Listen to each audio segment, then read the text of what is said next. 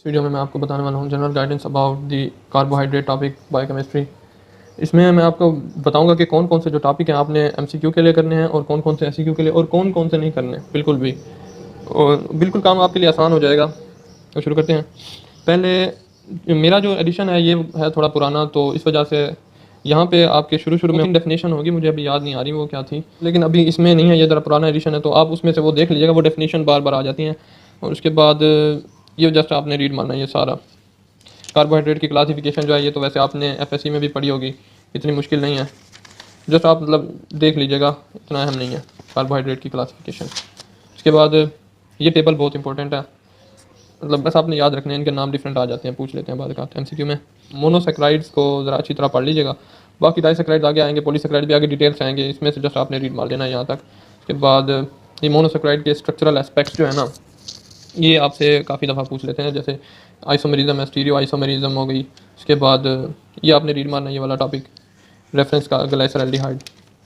और आपने जो मेन काम करना है ना, इसमें आपने जो स्ट्रक्चर दिए हुए हैं ये सारे, इसमें से स्ट्रक्चर आपने कोई भी नहीं करना, जस्ट 2-3 स्ट्रक्चर करने हैं, वो मैं आपको बताता हूँ, और कोई भी स्ट्रक्चर नहीं करना। आपको कोई भी स्ट्रक्चर बनाने के लिए नहीं आएगा, बिल्कुल भी नहीं आएगा, ना ही आपसे स्ट्रक्चर के मतलब कंसेप्ट से मतलब पूछ लेते हैं, स्ट्रक्चर बनाने के लिए आपको कभी भी नहीं कहते। और स्ट्रक्चर इतना मुश्किल नहीं है, आपने वैसे याद भी नहीं करने हैं, बंदे इसमें अब टाइम ज़ाया कर देते हैं याद करने पे। शुरू में मैंने भी याद किया था, लेकिन बाद में पता लगा था कि अहम है ही नहीं। और ये वाली टेबल यार बहुत इंपॉर्टेंट है, ये वाली, इसमें से हमारा लास्ट टाइम एमसीक्यू भी आए थे, एक पता नहीं एमसीक्यू आया था, और हर दफ़ा मतलब सेंड अप में भी आया था हमारा एमसीक्यू, एनुअल प्रॉफ में भी आया था। तो आपने क्या करना है, इसमें से चंद चीज़ें कर लेनी है, सारी चीज़ों को एक दफ़ा रीड मार लीजिएगा, सारी आसान है, लेकिन इसमें से ये जो पेंटोज वाला पोर्शन है ये वाला अहम है। और उसके बाद जैसे ग्लूकोज का देख लिया, कलेक्टोज का देख लिया, और सीडोएक्टुलोज फाउंड कहाँ पे होते हैं, ये 3-4 चीज़ें आपने, ये पेंटोज वाला पूरा आपने याद करना है। उसमें जाइलोलोज और डी जाइलोज और जाइलोलोज, ये सारा मतलब अच्छी तरह से याद करना। और उसके बाद आता है डी आइसोमर्स, एल आइसोमर्स, ये जस्ट आपका कंसेप्ट है और जस्ट रीड मारना है आपने, ये भी रीड के लिए। उसके बाद ऑप्टिकल एक्टिविटी, ये भी जस्ट रीड मारनी है आपने। ये रेसमिक मिक्सचर क्या होता है, ये अहम है, मतलब एमसीक्यू में आ जाता है। एपिमरिज्म, ये इसकी डेफिनेशन पूछ लेते हैं और एग्जांपल। उसके बाद ये हो गई इनएंशियोमर्स हैं, इनएंशियोमर्स ये इम्पोर्टेंट है, ये 3-4 टर्म्स बहुत इंपॉर्टेंट है। उसके बाद ये शुरू में आइसोमेरिज्म दी हुई थी, ये भी इंपॉर्टेंट है। ये बाकी सारा आपने जस्ट रीड मारना है, कोई इतना खासा इंपॉर्टेंट नहीं है। उसके बाद स्ट्रक्चर ऑफ ग्लूकोज भी जस्ट रीड कर लें आप, कोई डिटेल वगैरह आपसे कोई नहीं पूछता।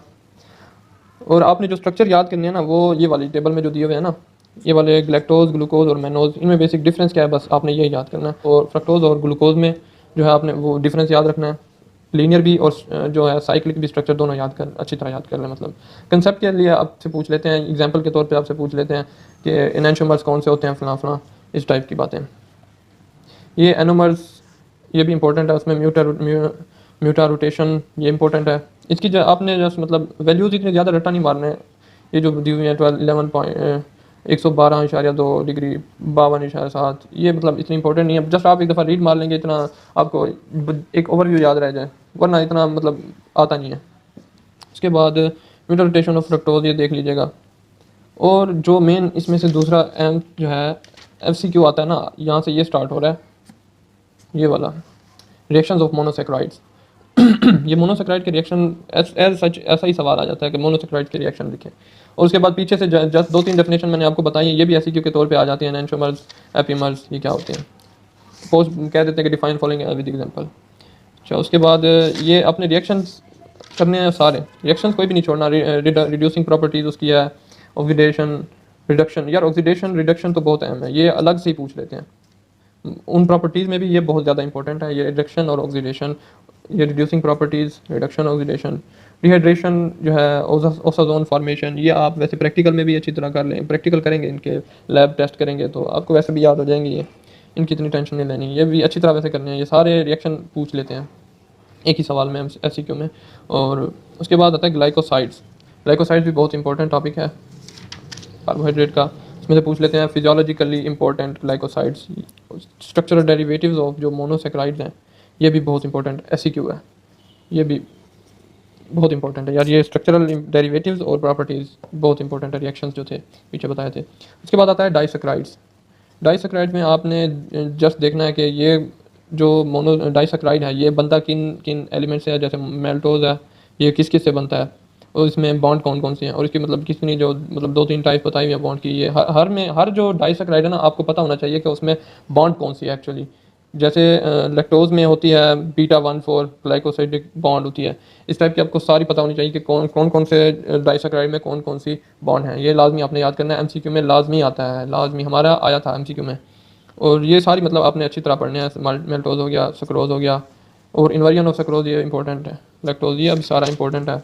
स्ट्रक्चर इनके आपने नहीं करने, आपने स्ट्रक्चर में जस्ट देखना है ये दी हुई हैं उनकी ग्लाइकोसाइडिक बॉन्ड्स की कौन कौन सी हैं, ये एमसीक्यू में आ जाती हैं बस। स्ट्रक्चर किसी का भी नहीं करना, बार बार कह रहा हूँ, स्ट्रक्चर करके आप अपना दिमाग ख़राब करेंगे। और उसके बाद ये डेरिवेटिव्स हैं, लैक्टुलोज ये इंपॉर्टेंट है। और उसके बाद एक और भी दिया होगा, लैक्टोज है, लैक्टुलोज, सैक्रुलोज भी होगा, ये पुरानी तरह एडिशन है इसमें नहीं है, तो आपके एडमिशन में होगा, वो भी आपने अच्छी तरह करना है। उसके बाद आता है पॉलीसैकराइड्स। पॉलीसैकराइड्स जो हैं ये बहुत इंपॉर्टेंट है। इसमें जो सवाल आता है ना वो बेसिकली आता है कि ये आ जाता है कैसे, होमोपॉलीसैकराइड्स जो है ना इनमें से पूछते हैं कि स्टार्च क्या है, डेक्सट्रिन्स क्या है, 2-3 नाम बता देते हैं, उनकी आपको वजाहत लिखनी पड़ती है।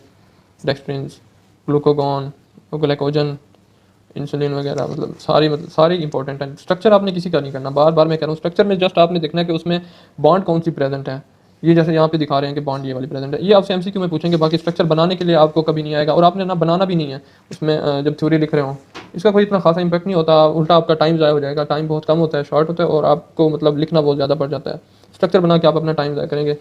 एक ऐसे हाइपोथेटिकल स्ट्रक्चर अगर आप बना सकते हैं तो वो बना लें। सेलुलोज ये सारे मतलब सारे करने सारे हैं, ये इनमें से कोई भी आ जाता है।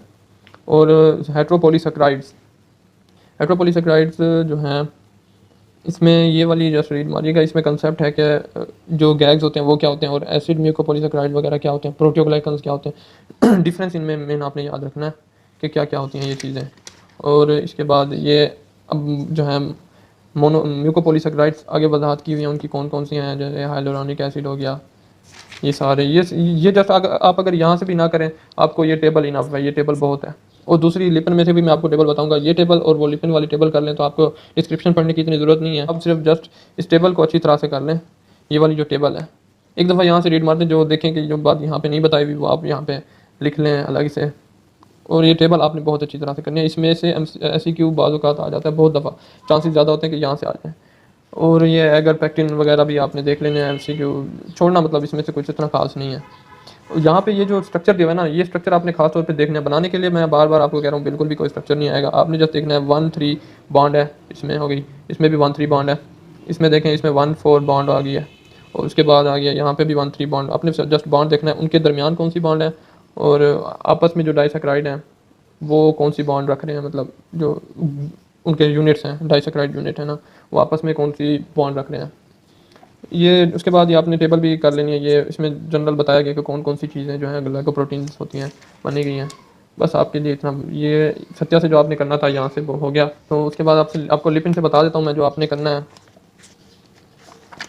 लिपिन से ये लैक्टोज इंटॉलरेंस दी हुई है पेज नंबर 88 पे। और ये जो सिम्टम्स बताई हुई है ना, ये आपको मतलब 2-3 जगहों से मैंने उठा के लिखी थी, आप भी जैसे इनको देख लीजिएगा, यही सिम्टम्स ही होती हैं। यहाँ से आप लैक्टोज इंटॉलरेंस कर लीजिएगा। और ये जो डायग्राम बनी हुई है ना, ये आपने अच्छी तरह से देखनी है, ये इंपॉर्टेंट है। गैग्स में आपने ये जस्ट रीड मारना है, इतना खास इंपॉर्टेंट नहीं है ये, यहाँ से कुछ करने वाली इतनी चीज़ भी नहीं है वैसे। कंसेप्ट के लिए अगर आप जस्ट रीड मारना चाहें तो रीड मार लें, बाकी ये वाला जो पैरा है ये वाला आप अच्छी तरह से पढ़ लें, ये प्रोटियोग्लाइकान वाला। और उसके बाद यहाँ से और कुछ नहीं करना, ये जस्ट आपने ये टेबल कर लेनी है, ये जो डायग्राम दी हुई है ये फिगर पूरी कर लेनी है अच्छी तरह से। इसमें से ये जो बातें बताई हुई हैं ये आपने अच्छी तरह से देखना है। और इसमें ये देखना है कि जो कौन सा गैग जो है वो सबसे ज़्यादा मोस्ट सल्फेटेड है, कौन सा लीस्ट सल्फेटेड है। इस तरह के MCQ आपसे बार बार पूछ लेते हैं। कौन सा गैग जो है वो मोस्ट अबंडेंट है और मोस्ट हाइड्रोजीनस कौन सा है। उसके बाद मोस्ट सल्फेटेड अनसल्फेटेड ये है। उसके बाद कौन सा सबसे ज़्यादा सल्फेटेड है, ये वाला मेरे ख्याल से होता है मोस्ट सल्फेटेड, हेपेरन सल्फेट होता है, इसमें 3 होते हैं। ये आपने देखने हैं, ये MCQ में लाजमी आते हैं। और इसके बाद आपने ये जो डायग्राम वगैरह हैं ये आपने देख लेनी है, ये कंसेप्ट क्लियर कर देंगे आपका क्या है इसके मुतालिक। इसके बाद ये नहीं करने आपने और कुछ भी, जस्ट आपने आ जाना है डायरेक्ट। यहाँ पे ऑस्टिन डिजीज़ दी हुई है पेज नंबर 163 पे, ऑस्टिन डिजीज़, ये आप जस्ट ऑस्टिन डिजीज़ देख लें। और उसके बाद ये म्यूकोपॉलीसैकराइडोसिस, ये बहुत इंपॉर्टेंट है, इस चैप्टर की जान है ये।